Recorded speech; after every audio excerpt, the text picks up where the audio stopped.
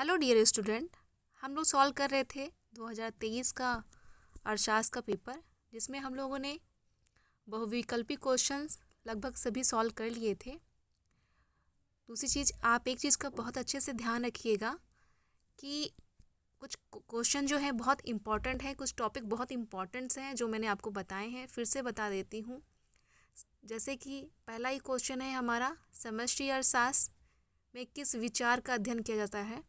तो समष्टि अर्थशास्त्र, व्यष्टि अर्थशास्त्र, इन दोनों का इंडिविजुअल आपको डिफिनीशन याद कर लेनी है।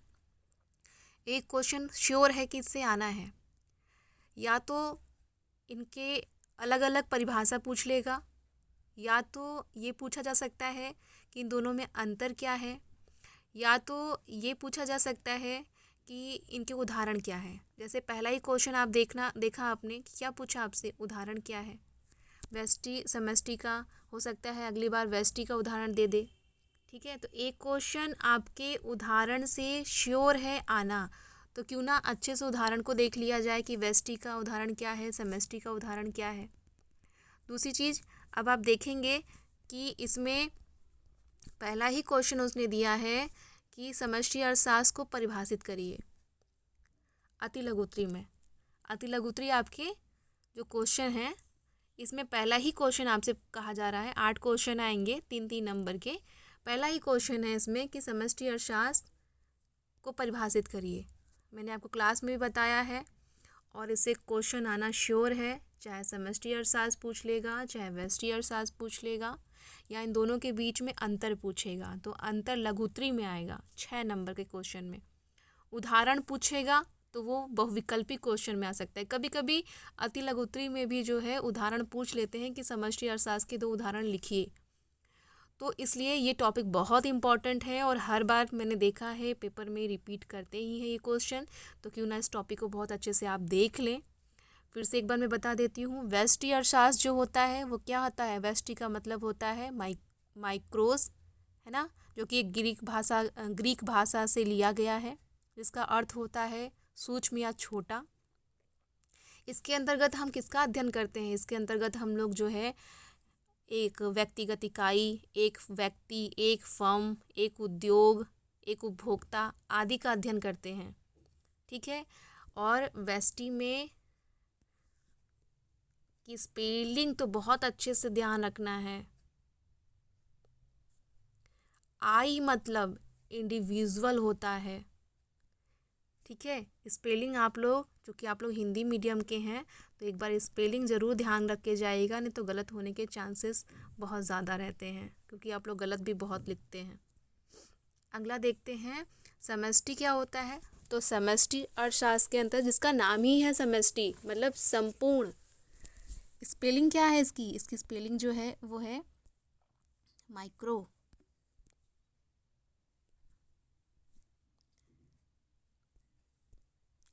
इसमें जो ए है, ए क्या बताता है, ए बताता है एग्रीगेट को, ए बताता है एग्रीगेट को। स्पेलिंग मैंने लिखी है, आप लोग भी रिहर्सल कर लीजिएगा, लिख लीजिएगा, 2-4 बार लिख के देख लीजिएगा। एग्रीगेट मतलब क्या होता है, एग्रीगेट मतलब बड़ा, संपूर्ण। ठीक है, ये ग्रीक भाषा के मैक्रोस से लिया गया है, जिसका अर्थ होता है बड़ा। ठीक है, मतलब जब हम किसी बड़े चीज़ का अध्ययन करें, जैसे किसी देश की आय, राष्ट्रीय बचत, समग्र मांग, समग्र पूर्ति, ठीक है, तो उसको हम समष्टि कहेंगे। इन दोनों के उदाहरण बहुत अच्छे से आपको याद करने चाहिए, याद कर लेने ही चाहिए, और आज ही याद कर लेने चाहिए। ठीक है, तो व्यष्टि किसे कहते हैं, समष्टि किसे कहते हैं, अच्छे से लिख करके आज ही प्रैक्टिस कर लीजिए। उसके साथ इन दोनों का अंतर क्या है और इनके उदाहरण। ठीक है, उदाहरण जो है वो बहुविकल्पी में आ जाएंगे। इनकी अलग अलग परिभाषा जो है आपकी किस में आ जाएगी, अति लघुत्री में, और इन दोनों के बीच में अंतर कहीं ना कहीं आपका लघुत्री में क्वेश्चन देखने को मिलेगा ही मिलेगा। ठीक है, ये स्पेलिंग बहुत अच्छे से देख लीजिएगा एक बार। ठीक, और इसके साथ ही जो है आपको इसके साथ ही आपको क्या मैंने बताया था आपको कि ब्लैक स्केच का यूज़ करना है, ब्लू पेन और ब्लैक पेन का यूज़ करना है। स्केल लेके जाइएगा, जितना अधिक डायग्राम बना सकते हैं, अगर उसमें डायग्राम बनता है तो डायग्राम बनाइएगा। उससे फ़ायदा ये होता है, एक तो आपकी कॉपी भरती है, दूसरी चीज़ अर्थशास्त्र डायग्राम से ही पढ़ा जाता है। अर्थशास्त्र की खूबसूरती है कि अर्थशास्त्र को हम मैथ से भी पढ़ सकते हैं, मैथमेटिकल सॉल्व कर सकते हैं, डायग्राम बना करके समझा सकते हैं, अपने शब्दों में लिख सकते हैं।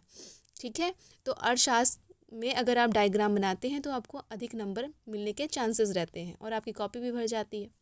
तो वेस्टी किसे कहते हैं, सेमेस्टी किसे कहते हैं, वेस्टी और सेमेस्टी में अंतर क्या है और इनके उदाहरण क्या है। ठीक है, जब हम कहें व्यक्तिगत आय तो इसका मतलब ये हो गया हमारा वेस्टी, लेकिन हम वही कहें राष्ट्रीय आय तो हो गया सेमेस्टी।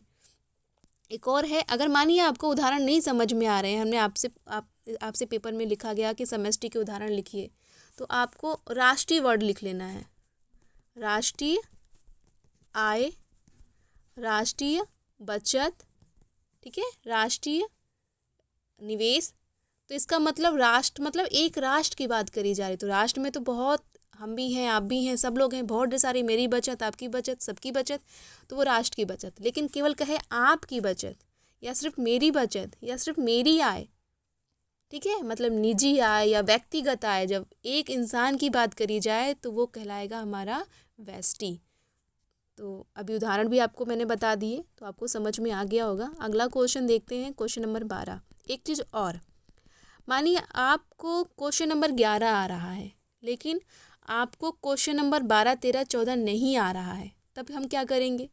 तब हम कुछ नहीं करेंगे, डालेंगे उत्तर नंबर 11, उसके बारे में लिख देंगे। उसके बाद अब हमें 12 नहीं आ रहा, 13 नहीं आ रहा, 14 नहीं आ रहा है, तो हम क्या करेंगे?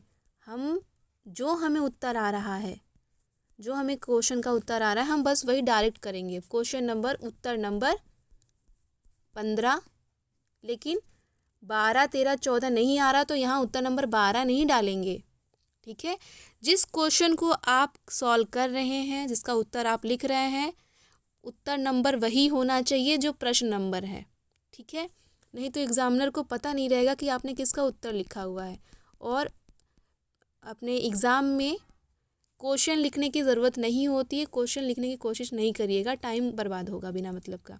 चलिए अगला क्वेश्चन है, मांग से आप क्या समझते हैं? ये तो सबका फेवरेट क्वेश्चन है, सबको पता है मांग किसे कहते हैं, फिर भी बता देती हूँ, इसको भी आप उदाहरण से बताइएगा। मांग क्या है? क्रय योग इच्छा ही मांग है।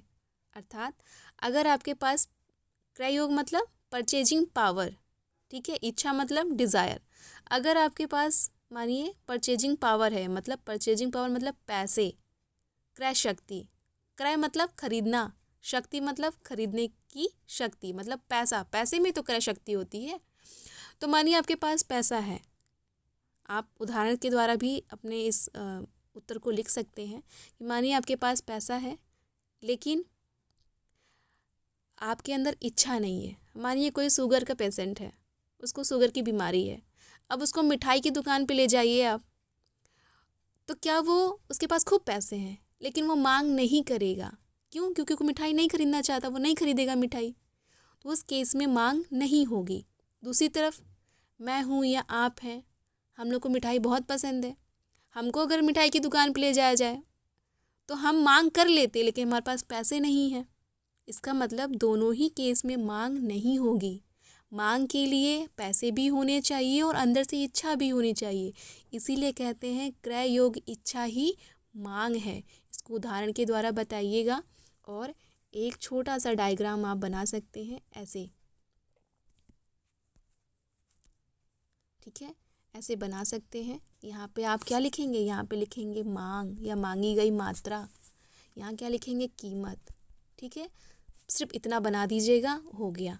डायग्राम ज़रूर बनाना है, पूरी कोशिश करना है कि डायग्राम जितना ज़्यादा बन सके, अगर पॉसिबल है तो बनाया जाए।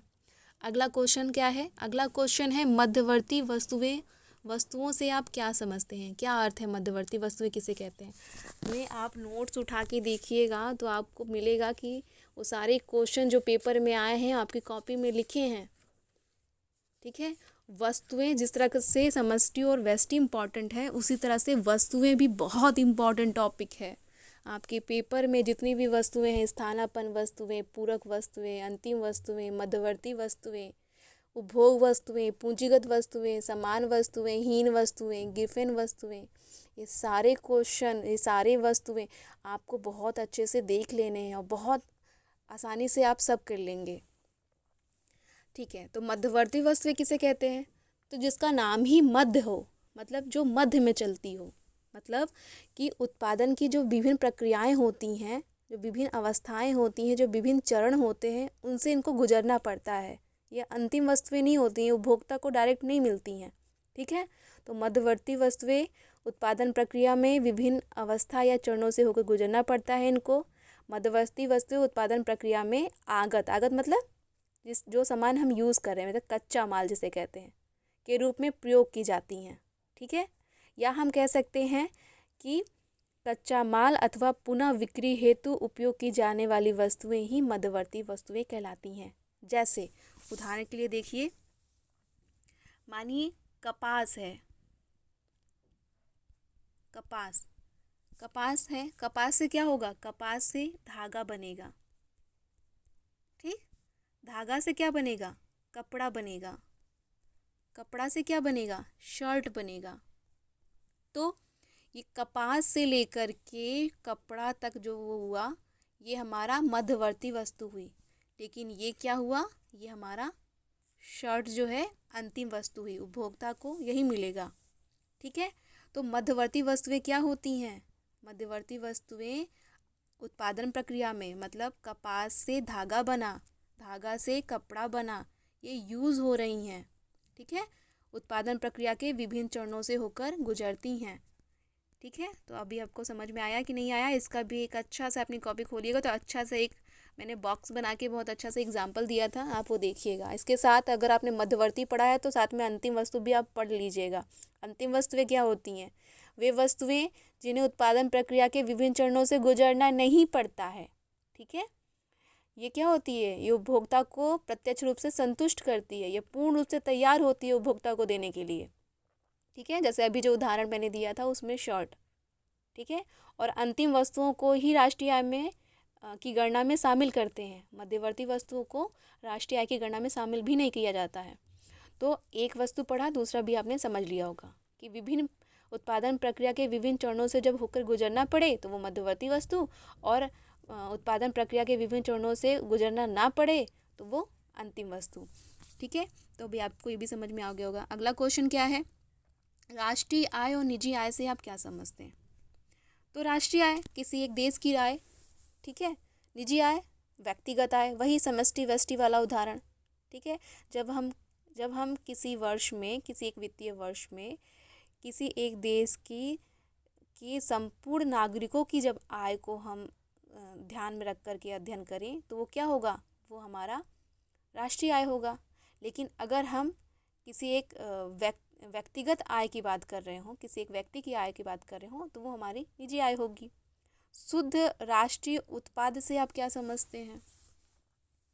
तो पहले तो इसका इंग्लिश देख लीजिएगा, ये कह क्या रहा है? ये कह रहा है नेट नेशनल प्रोडक्ट, NNP। ठीक है, N मतलब मूल्यह्रास, डेप्रिसिएशन, N मतलब आयात निर्यात।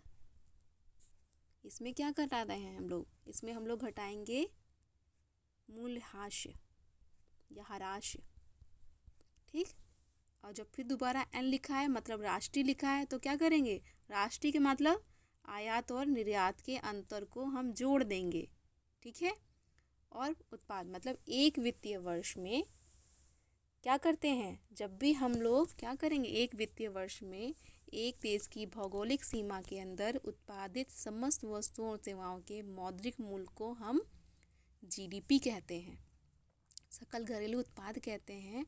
उसमें अगर हम मूल्यह्रास को घटा दें तो हमको क्या मिल जाता है? तो हमको मिल जाता है NDP। साथ ही इसमें एक देश एक देश का अन्य देशों के साथ होने वाले आयात और निर्यात के अंतर को जोड़ दें तो हमको मिल जाता है NNP। ठीक है, एक बार ये भी कॉन्सेप्ट जरूर देखिएगा, ये भी बहुत इम्पोर्टेंट है। राष्ट्रीय आय से तो क्वेश्चन आने ही आने हैं।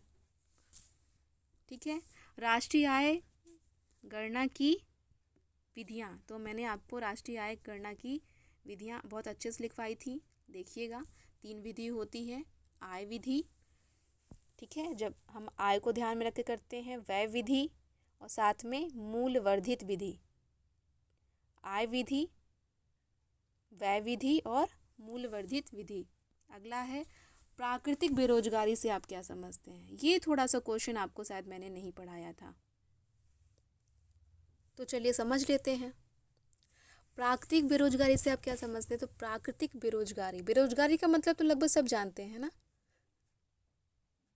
कि जिनके पास योग्यता है लेकिन उनको उनके अकॉर्डिंग जॉब नहीं मिल रही है, रोजगार नहीं मिल रहा है। किसी के पास योग्यता भी नहीं है फिर भी उनको रोजगार नहीं मिल रहा है। ठीक, प्राकृतिक बेरोजगारी क्या होता है ये समझ लेते हैं। अभी तो बेरोजगारी की जो भी डिफिनेशन बताई थोड़ा ढंग से नहीं बताई मैंने। प्राकृतिक बेरोजगारी क्या होती है। विकास की प्रक्रिया में जैसे जैसे कोई देश आगे बढ़ता है, अपना विकास करता है, तो तकनीकी परिवर्तन होता है उसमें।